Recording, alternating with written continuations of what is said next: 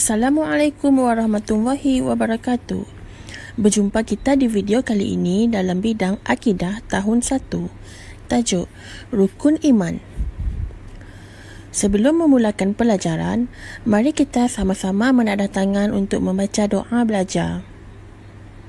Bismillahirrahmanirrahim. Allahumma aftah alaina hikmataka wanshur alaina min hazaini rahmatik ya arhamar rahimin. Objektif pembelajaran. Yang pertama, menyatakan pengertian rukun iman. Yang kedua, menyenaraikan rukun iman. Yang ketiga, merumuskan kepentingan beriman kepada rukun iman dalam kehidupan harian. Pengertian dan hukum rukun iman. Baiklah, apakah yang dimaksudkan dengan rukun iman?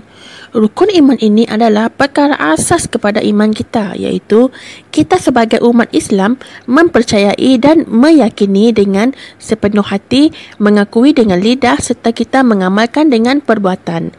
Membenarkan dengan hati bermaksud kita kena percaya di dalam hati kita.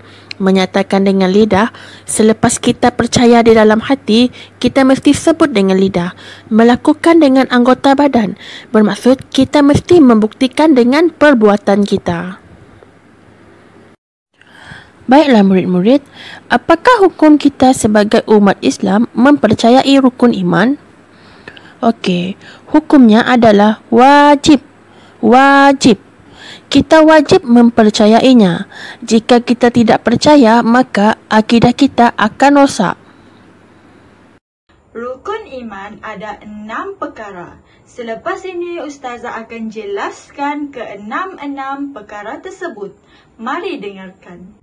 Rukun iman yang pertama adalah beriman kepada Allah, iaitu mempercayai dengan penuh keyakinan bahawa Allah yang mencipta alam ini dan dia berhak disembah, dan mempercayai bahawa Allah bersifat maha sempurna.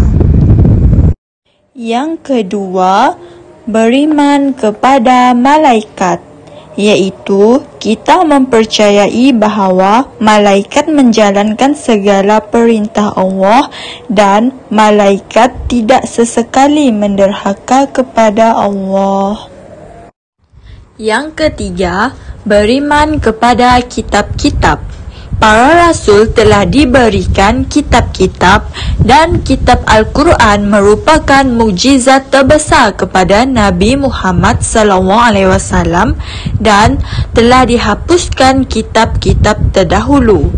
Tujuan diturunkan Al-Quran kepada manusia adalah sebagai pedoman, kerana dalam kitab tersebut mengandungi peraturan-peraturan kehidupan di dunia dan di akhirat. Yang keempat, beriman kepada para rasul. Kita wajib beriman kepada para rasul yang telah diutuskan oleh Allah untuk menyampaikan wahyu, dan kita hendaklah mempercayai bahawa ada 25 rasul telah diceritakan di dalam Al-Quran.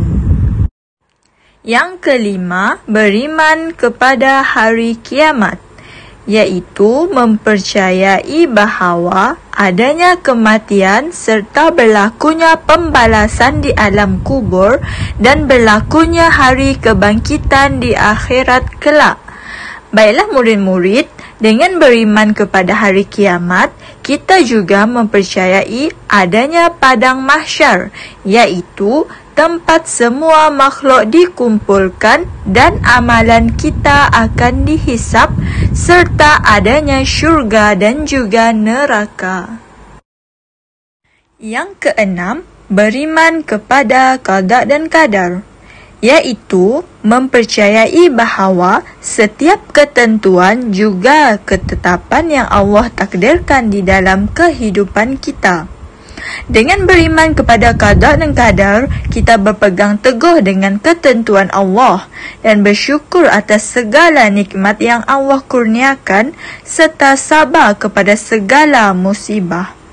Umat Islam dianjurkan untuk berdoa dan berikhtiar kerana masih ada ruang ketentuan ilahi yang boleh diubah. Baiklah, jom ikut Ustazah menyebut ke-6 rukun iman. Yang pertama, beriman kepada Allah. Yang kedua, beriman kepada malaikat. Yang ketiga, beriman kepada kitab-kitab. Yang keempat, beriman kepada para rasul.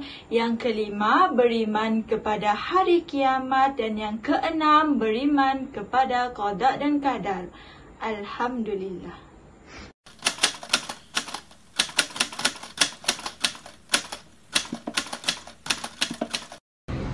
Kepentingan rukun iman. Yang pertama, menyembah hanya kepada Allah Subhanahu wa taala. Yang kedua, dapat mencontohi Rasulullah sallallahu alaihi wasallam. Yang ketiga, taat perintah Allah dan Rasulullah sallallahu alaihi wasallam. Yang keempat, kitab Al-Quran sebagai panduan hidup. Yang kelima, hidup akan dirahmati Allah Subhanahu wa taala. Dan yang keenam, redha dan bersyukur dijadikan amalan.